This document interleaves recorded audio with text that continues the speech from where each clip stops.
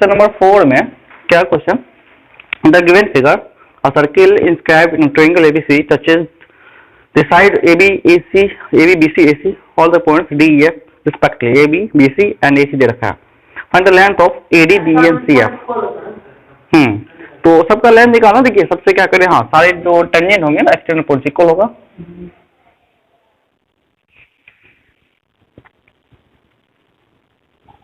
ये टच कर रहा है, ऐसा कुछ दे रखा है, तो इसका हम नाम देते हैं यहाँ पे A, B, C.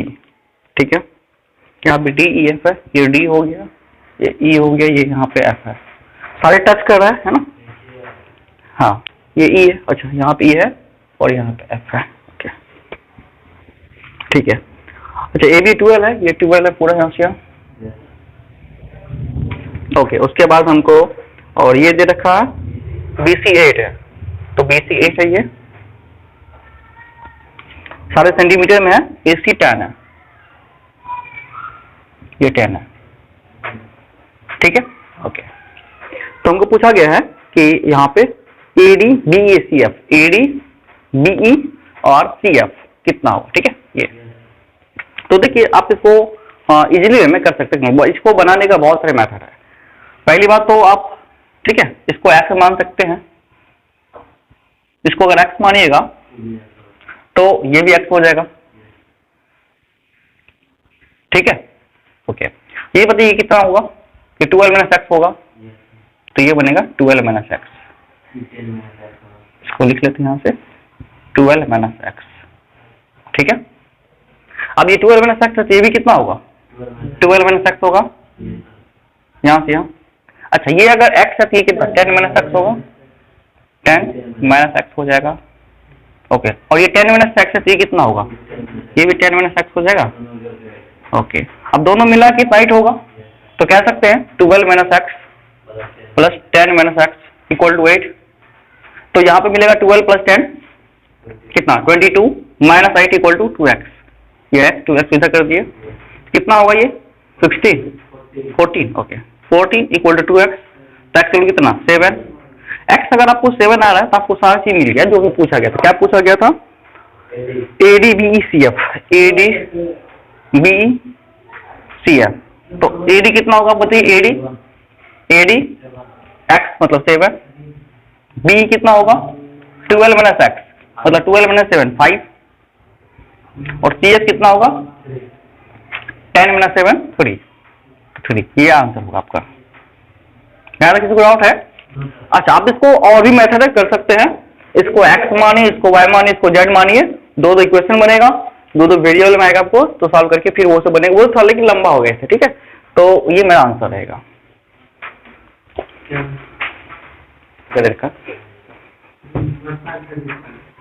ओके 7 में सवाल है मेरे पास यहाँ पे. From the external point P tangent P and PB are drawn. एक सर्किल दे रखा है. एक्सटर्नल पॉइंट P से यहाँ पे दो टेंजेंट ड्रॉ किया गया है PA एंड PB. ठीक है. और फिर क्या क्या रखा है इसमें, यहां से ये टच कर इसको, ये इनका नाम दे रखा है CD और ये E पे मिल रहा है. ये E है, ये C है, ये D है. ऐसा कुछ दे रखा है. ओके तो और पूछा गया कि हमको PA बराबर 14 है, तो PA इक्वल टू 14 है. We need to find the perimeter of triangle PDC है ना, PCD. तो PCD ट्रायंगल PCD का पेरीमीटर क्या होगा. देखिए ऐसा जब भी क्वेश्चन आवे ना आपको तो समझ लीजिए साइड का दुगुना हो जाता है, इसका दुगुना हो जाता है. मतलब PA 14 है तो ठीक है, और ये जो बनेगा यहाँ से ठीक है ये भी 14 होगा, तो 14 टू 28, तो 28 इसका पेरीमीटर होता है. अब वो कैसे होता है उसको हम देखिए बताते हैं आपको. तो पेरीमीटर हम निकालेंगे, कैसे निकालेंगे पेरीमीटर ऑफ ट्रायंगल PCD. तो हमको निकालना PD. अच्छा एक बार से आप सहमत है PA बराबर PB होगा, क्योंकि ये टेंजेंट जो होता है एक्सटर्नल पॉइंट से बराबर होता है, इक्वल होता है. ये हम ऑलरेडी थ्योरी पार्ट में प्रूव कर चुके हैं. और जिसको नहीं पता वो हाँ PA इक्वल टू PB क्या हाँ वो C इक्वल टू CB होगा. यहाँ पे ये भी बराबर टेंजेंट एक्सटर्नल पॉइंट से, तो CB बराबर क्या होगा सी हो जाएगा। उसी टाइप से यहाँ पे डी है, एडी बराबर डी हो जाएगा। क्यों हो रहा है ऐसा, सबको पता है ना, एक्सटर्नल पॉइंट से जब भी दो टेंजेंट होगा बराबर होता है सर्किल पे। ओके, अब यहाँ पे देखिए इसका पेरीमीटर कैसे निकालेंगे हम, तो ये P D plus D C plus P C, ये होगा सब पेरीमीटर। अच्छा, पी डी को हम लिख सकते हैं यहाँ पे क्या, पी डी को कुछ नहीं लिखेंगे हम, पी डी को ऐसे छोड़ते हैं, डी सी को लिख देते हैं यहाँ पे डीई प्लस ई सी है ना, डीई प्लस ई सी, ऐसा लिख, ये प्लस ये लिख सकते हैं इसको, और प्लस पी सी। अच्छा, फिर क्या करेंगे हम, पी डी प्लस, अब डी को लिखना चाहेंगे, डी को लिख सकते हैं डी ए के बराबर है ना, डी जो है डी ए के बराबर है, ये यहाँ भी लिखा हुआ डी जो है ना ए डी के बराबर है, तो यहाँ पे इसको हम लिख देते हैं ए डी, ठीक है। प्लस ई सी जो है ये ई सी बी सी के बराबर है, इसको लिख देते B C plus P C. अब आप देखेंगे P D plus A D क्या बनता है, पी ए, ये बन गया P A, plus B C plus P C क्या बनेगा, पी बी बनेगा। ओके, अब आप एक और देखिए, पी और पी दोनों बराबर है ना, तो पी ए बराबर 2 पी हम लिख सकते इसको, और पी ए के वैल्यू को 14 दे रखा है, तो 2 इंटू 14 इट विल बी 28, तो ये मेरा आंसर हो जाएगा, ठीक है। तो इसका जो पेरीमीटर होगा 28 सेंटीमीटर हो जाएगा। इस टाइप से हम इसको करेंगे। यहाँ तक किसी को डाउट है, चलिए ठीक है। 11 है, एग्जाम्पल 11 का हम सॉल्व कर रहे हैं, ठीक है। इसमें क्वेश्चन दे रखा है कि prove that the tangent drawn to the mid point of arc of a circle is parallel to the कोड joining the end point of arc. देखिए यहाँ पे क्या एक सर्किल है ना, इसका एक आर्क है, यहाँ से मान लीजिए कुछ पार्ट हम काट लेते इस आर्क का, और यहाँ से कोड बन रहा है, ठीक है। इसके यहाँ पे मिड पॉइंट से ना, इस आर्क के यहाँ से मिड पॉइंट से एक टेंजेंट ड्रॉ किया जाएगा, ऐसा टेंजेंट ड्रॉ किया गया। तो प्रूव क्या करना है, ये दोनों आपस में पैरेलल होगा, है ना। ओके, तो ये प्रूव करना है, ठीक है। तो ये इसके पैरेलल होगा, तो इसको प्रूव करने के लिए बहुत सारे मेथड है ना। देखिए अब क्या कर सकते हैं आप, देखिए ये तो टेंजेंट था, तो ये सेंटर है, सेंटर से आप एक लाइन ड्रॉ कर सकते हैं यहाँ पे। तो आपको पता है कि सेंटर से अगर लाइन जाएगा कोड पे, तो कोड को बाइसेक्ट करता है, ठीक है। अगर इस पे परपेंडिकुलर होगा तो इसको 90 बनाएगा यहाँ पे। अच्छा, आप एक बात समझिए क्या, कि हम इस पे डाल दिए परपेंडिकुलर, ठीक है, कोड, ये कोड पे सेंटर से, ठीक है। जो इस पॉइंट पे आएगा तो आपको ये भी पता होगा कि ये 90 बनेगा टेंजेंट पे, और अगर यहाँ 90 बन रहा है, इसको आप अगर ज्वाइन कर लीजिए, ठीक है, तो ये दो ट्रायंगल कॉन्ग्रुएंट बनता है, और कॉन्ग्रुएंट हो गया तो ये भी 90 होगा। तो ये भी कह सकते हैं ये दोनों अगर 90 है तो दिस विल बी पैरेलल। क्यों हुआ, कोरस्पोंडिंग एंगल है। चलिए ठीक है, ये तो मेथड था। एक दूसरा बात हम कह रहे हैं यहाँ पे, एक और बात हम ट्राई करते हैं यहाँ पे। ओके, मान लेते हैं ये नहीं यहाँ पे, ठीक है, ये मिड पॉइंट है, तो मिड पॉइंट है तो ये और ये दोनों बराबर होगा। इक्वल आर्क जो है इक्वल कोड बनाता है, ये आपको पता होगा, 9th क्लास में ही है। तो ये दोनों आपस में इक्वल होगा, ये और ये आपस में इक्वल होगा, है ना, ठीक है। ओके, तो ओके, अब यहाँ पर अगर हम टेंजेंट ड्रॉ करें, यहाँ पर अगर हम ये परपेंडिकुलर ड्रॉ करें तो ये कहाँ सेंटर से जाएगा, ठीक है। अब ये एंगल अगर x होता है, ये एंगल अगर x होता है, तो बाकी बचा हमको ये एंगल निकालना है, ये भी x हो जाएगा। कैसे, देखिए, अच्छा ये कितना पूरा 90, तो ये 90 माइनस x, ये 90, तो ये x, ये अगर 90 तो ये कितना x, तो अल्टरनेट एंगल इक्वल हो रहा है, तब भी कह सकते हैं इसके पैरेलल होगा, ठीक है। इस टाइप से बहुत सारे मेथड यूज कर सकते हैं, और एक बुक में भी आपका मेथड है, वो भी मेथड हम डिस्कस कर देते हैं, क्या है वो, ये आ रहा सबको समझ में।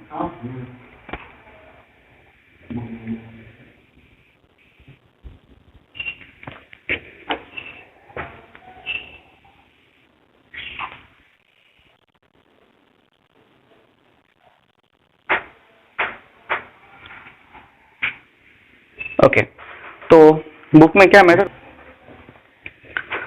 इसमें देखिए कि मान लीजिए एक सर्किल है, ठीक है, इस सर्किल में एक टेंजेंट है, ठीक है, एक सेकेंड है कोई भी, है ना, ये सेकेंड है यहाँ से, तो इसको अगर हम मिला लेते हैं यहाँ से यहाँ, ठीक है, तो इसमें जो होता है, ठीक है, एक अल्टरनेट, ओके, तो ये जो एंगल होगा, ये एंगल, ठीक है, इसके बराबर होता है, ठीक है, यहाँ पे ये यहाँ पे मिलेगा,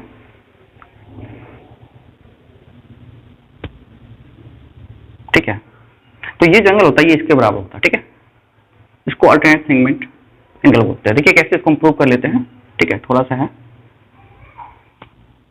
ओके, तो यहां से हम अगर इसमें, हाँ, ये हम ड्रॉ कर देते हैं यहाँ पे, ओके, क्या यहाँ से ड्रॉ कर ले, कोई दिक्कत नहीं है। तो ये एंगल को हम अगर मान लेते हैं यहाँ पे, हाँ, ये पूरा एंगल 90 होगा, टेंजेंट जो बनाएगा ये सेंटर है यहाँ पे, तो ये पूरा अगर 90 है तो इसको हम मान लेते हैं,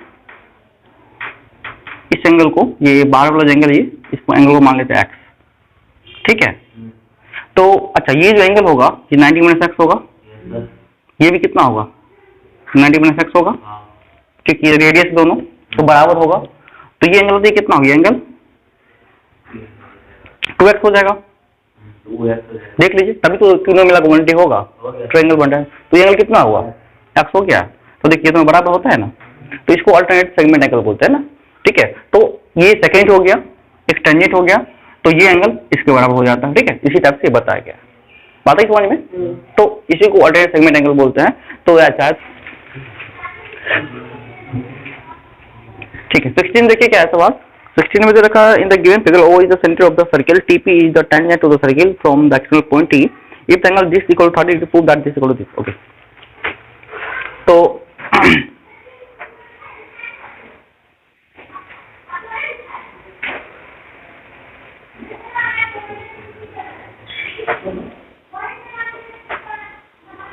और इसे क्या हुआ, हाँ, कुछ भी लगा लेते, देख लेते क्या है, हमको निकालना है BA/80, BA/80 इक्वल टू 2/1, है ना, ये 2/1 BA/80 होगा, तो इसका हम नाम लिख देते पहले, BA/T, ये सेंटर O, यहाँ पे P, ओके, तो और कुछ दिया उसमें, ओके, ठीक है, हाँ, ये 30 डिग्री दे रखा है, ओके, और ये 30 दे रखा है, तो आप चाहे तो यहाँ पे ड्रॉ कर सकती है लाइन, ये 30 होगा, तो ये भी कितना होगा, 30 होगा, है ना, ये कितना होगा 120, ये 60, ये भी 60, ये भी 60 आएगा, है ना, क्योंकि ये इक्वल है, तो इक्वल ट्रायंगल हो गया, तो ये भी देखिए रेडियस बराबर हो गया, है ना, तो ये और ये सब रेडियस बराबर हो गया ना, तो PA इक्वल टू R हो गया, PA equal to radius, okay, ये भी रेडियस सारे इक्वल हो गए, ओके।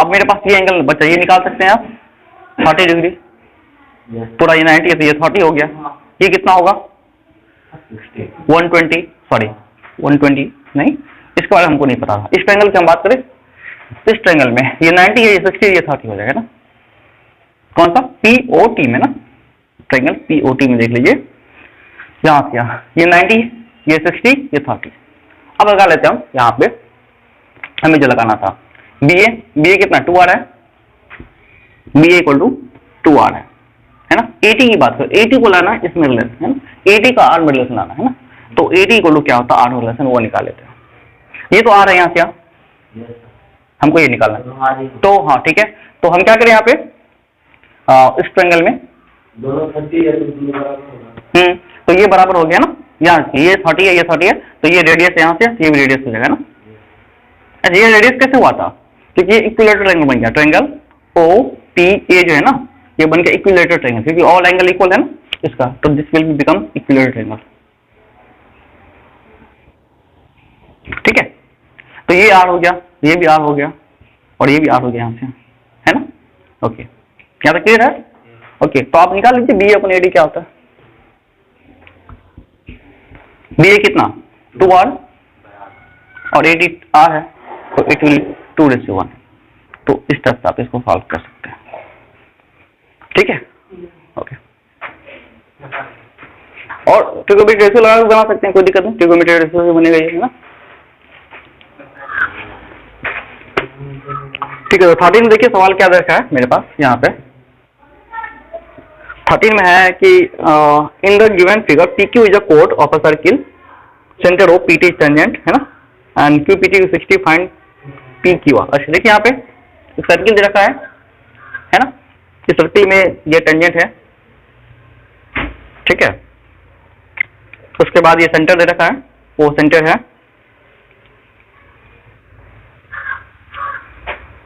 ओके, ये O है और ये P है, ये T है और ये Q है और इसको ज्वाइन कर दिया गया है, ठीक है।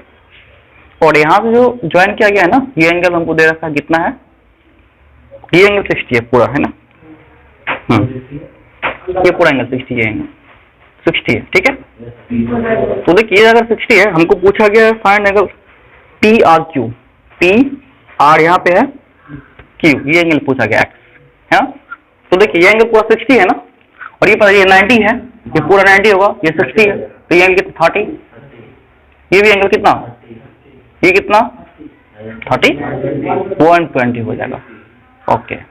अब ये 120 हो गया, तो आप कह सकते हैं अगर हाँ ये 120 हो गया, तो आप ये कर सकते हैं क्या, इसको यहाँ पे बढ़ा दीजिए, ये 60 हो जाएगा, और ये दोनों मिला कितना होता है 60 का 180 हुआ, है ना। तो 60 प्लस एक्स 180 होगा, तो 60 प्लस एक्स विल 180, तो एक्स 120 हो जाएगा आपको, है ना। हाँ ये 9 का भी सवाल दे रखा है इसमें, है, तो इसको आप इंक्रीज करके बना सकते हैं, ठीक है।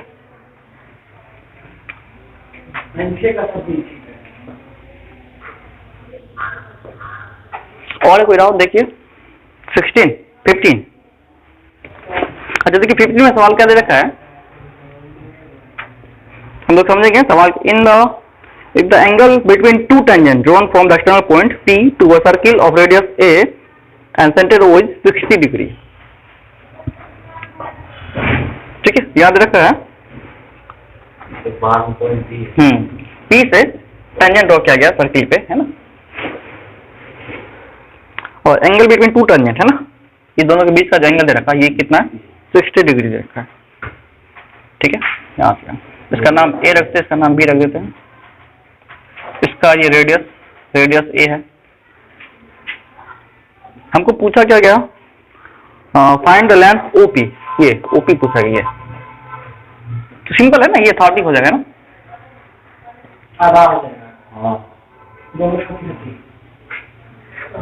30 हो जाएगा। इसमें कौन सा ट्रिग्नोमेट्रिक रेशियो लगाएं, इसमें और इसमें आना चाहिए, तो ये तो देखिए ये तो 90 होगा, है ना। P और H में रिलेशन आता है कौन, साइन, तो साइन 30 लगा ले, साइन 30 को कितना A अपन OP,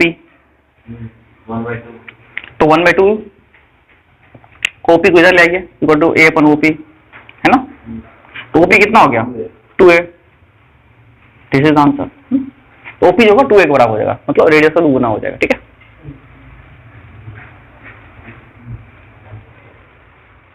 नहीं आंसर